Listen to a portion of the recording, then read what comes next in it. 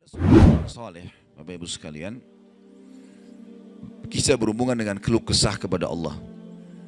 Orang miskin, anaknya 4-5 orang, susah hidupnya. Kisah dulu, kisah klasik. Dia lagi duduk, istrinya hidangkan makan, makan pas-pasan antara dia, istri sama anak-anaknya 5 ini. Orang miskin, susah hidupnya. Ada yang ketuk pintu malam-malam, begitu ketuk pintu dibuka, dia suruh istrinya buka. Buka, ternyata orang miskin yang lain minta makanan. Orang miskin yang lain minta makanan. Maka istrinya lihat ke suaminya, apa perintahnya nih? Suaminya bilang kasih aja. Semuanya dikasih, karena kalau dibagi dua nggak cukup. Orang miskin tuh bawa anaknya banyak, nggak cukup makanan. Lalu kemudian istrinya sama suaminya, suami istri orang beriman kepada Allah, tahu. Ya sudah, sabar. Tapi subhanallah, beberapa saat kemudian, kalau kita beberapa jam kemudian lah, menjelang malam hari, lebih gelap ya, sudah mulai masuk pertengahan malam, jam 12 malam, mereka kelaparan semua. Istrinya bilang, anak-anaknya nangis, saya lapar, kamu juga lapar, anak-anak lapar, bagaimana? Kata suaminya, tenanglah, saya akan coba cari jalan keluar, minta kepada Allah. Istrinya nggak paham suaminya mau kemana.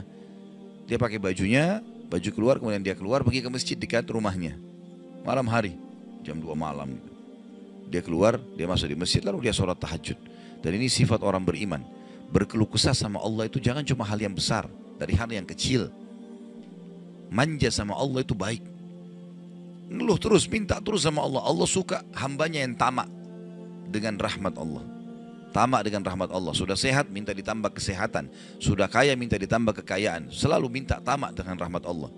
Dan sudah pernah saya bilang, meminta sesuatu agar nikmat ditambah atau bertahan, itu adalah pahala lebih besar daripada kalau cobaan sudah datang baru kita minta diangkat cobaan tersebut. Kita sehat, minta agar Allah pertahankan kesehatan, itu lebih besar pahalanya dibandingkan nanti sakit baru minta disembuhkan. Jadi tamak dengan rahmat Allah itu penting. Kalau bahasa saya sebenarnya bermanja-manja sama Allah. Selalu ya Allah bantu, ya Allah tolong, ya Allah mudahkan, ya Allah terus hidupnya. Kalimatnya selalu begitu. Orang ini masuk ke dalam masjid, dia sholat malam lalu dia minta sama Allah, doanya begitu. Ya Allah, engkau tahu aku kelaparan dengan istriku dan anakku malam ini, maka berilah kami makan. Minta makan sama Allah. Ya. Maka yang terjadi dalam kisah ini dikatakan ada seorang raja, pemimpin wilayah itu,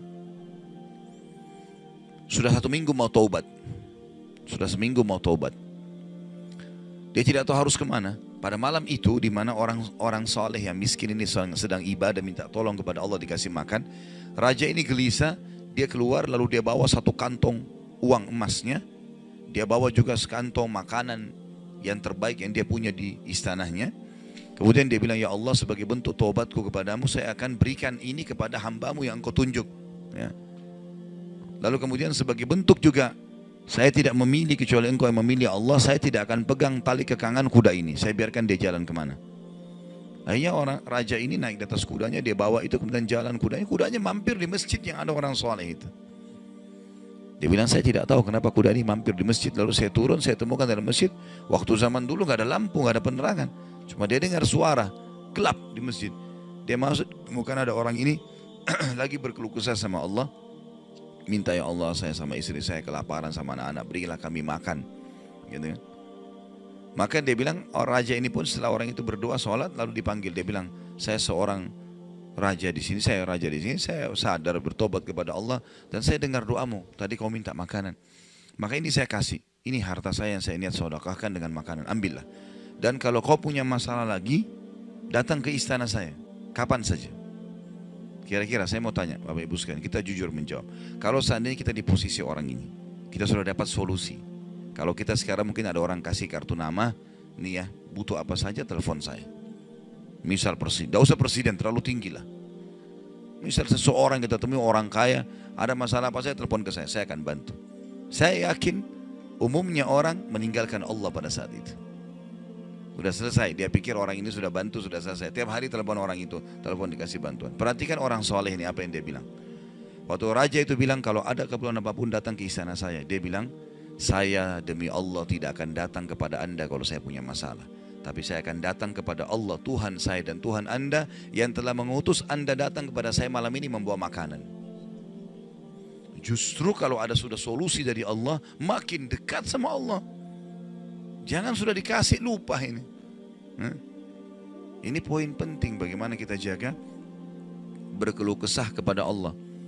Jadi jangan berpikir Bapak Ibu sekalian, masa sih saya bisa sembuh hanya karena saya sujud? Masa sih saya bisa mendapatkan keturunan hanya karena saya sujud? Ini kesalahan ini. Justru harus kita fahami kalau itu bisa. Dan Allah punya cara. Setiap jawaban Allah kalau datang itu sesuai dengan sistem atau sunnatullah yang telah Allah ciptakan di alam kita ini. Misal saya berkeluh kesah, ya Allah sendal saya putus, gantikanlah. Sahabat begitu ya. Para sahabat Nabi itu kalau sendalnya putus, ya Allah sendal saya putus, gantikanlah. Allah nggak lemparin sendal dari langit. Nggak mungkin. Tapi apa yang terjadi? Allah gerakkan sesuai dengan sistem yang ada. Allah buat ada orang lain melihat kita kasihan dikasih sendal. Atau dia dapat duit dia bisa beli sendal. Jawabannya Allah begitu. Dalam bentuk sinyal datangnya. Jadi harus peka menangkap itu. Kemudian selanjutnya, tentu juga yang ini tadi contoh kisah orang yang berkeluh kesah kalau berhubungan dengan cobaan dari Allah ya. Dia tidak keluh kesah kecuali kepada Allah. Sekarang kita masuk ke contoh kalau cobaan dari manusia. Tadi saya bilang orang digunjing, orang dihina, orang difitnah segala macam. Dia tidak balas kebodohan dengan kebodohan. Jangan pelanggaran dengan pelanggaran. Pasangannya selingkuh, dia juga selingkuh. Dua-dua dosa. Dua-dua dihukum sama Allah. Tidak ada urusan sama kita itu. Tidak ada urusan sama kita. Ya. Maka kisahnya seperti misalnya Abdullah bin Abbas radhiyallahu anhuma pernah lagi jalan dicaci maki oleh seseorang tanpa sebab ini. Datang tiba-tiba caci maki dia. Ibnu Abbas dengarin saja apa yang disampaikan orang itu. Sudah selesai kata Ibnu Abbas, sudah selesai. Dia bilang iya, orang ini kebetulan lihat Ibnu Abbas pakai jubah baru. Ini kamu itu mentang-mentang sahabat Nabi, kamu itu pakai jubah mahal-mahal segala macam. Hasud, orang hasud gitu. Tiba-tiba bayangin kalau kita lagi naik di mobil orang ketuk kaca. Kamu kenapa pakai mobil baru? Kamu kenapa? Apa urusannya sama orang ini gitu? Mungkin kita marah-marah sama orang ini. Ibnu Abbas diam, didengarin semua, sudah selesai. Karena tidak mungkin tergerak orang ini mengucapkan sesuatu kecuali memang ada sebabnya. Dia biarin, sudah selesai kamu sudah. Baik, dibuka jubahnya, ini ambil hadiah buat kamu. Sampai orang itu malu. Sudah caci maki dikasih hadiah lagi. Dan yang dia sorotin ini adalah jubahnya Ibnu Abbas. Sampai dia menjadi muridnya Ibnu Abbas.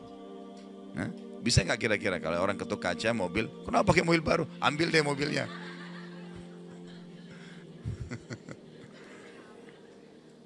Baik, kisah yang lain, Ali bin Husain radhiyallahu anhu. Ini cucu Nabi SAW, anaknya Husain, ya, radhiyallahu anhu ajma'in. Terkenal dengan Zainal Abidin, masyhur dengan kesalihannya. Dia pernah jalan dicaci maki oleh orang tanpa sebab ini. Mentang-mentang kau turunan Nabi, mentang-mentang kau begini, mentang-mentang kau begini, dicaci maki. Dia diam saja. Dia nggak bicara banyak. Didengarin. Orang-orang sekitarnya sudah marah nih. Tapi karena dia diam, orang diam semuanya.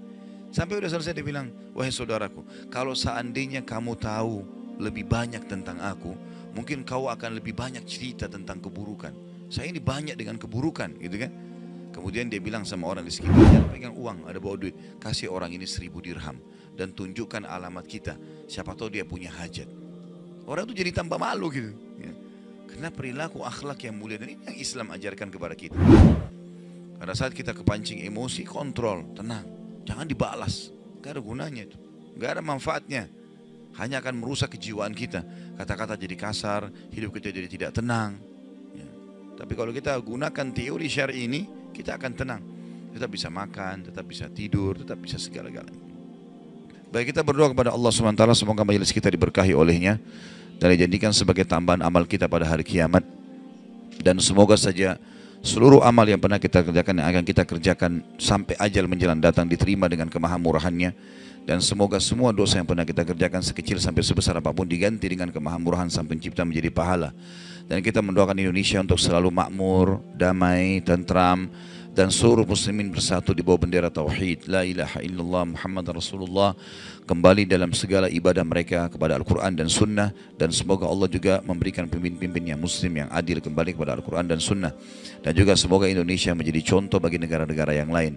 Dan kita selalu mendoakan saudara kita di Palestina, di Syria, di Yaman, di Irak, di Myanmar, di Ahsa, dimanapun mereka berada yang sedang tertindas.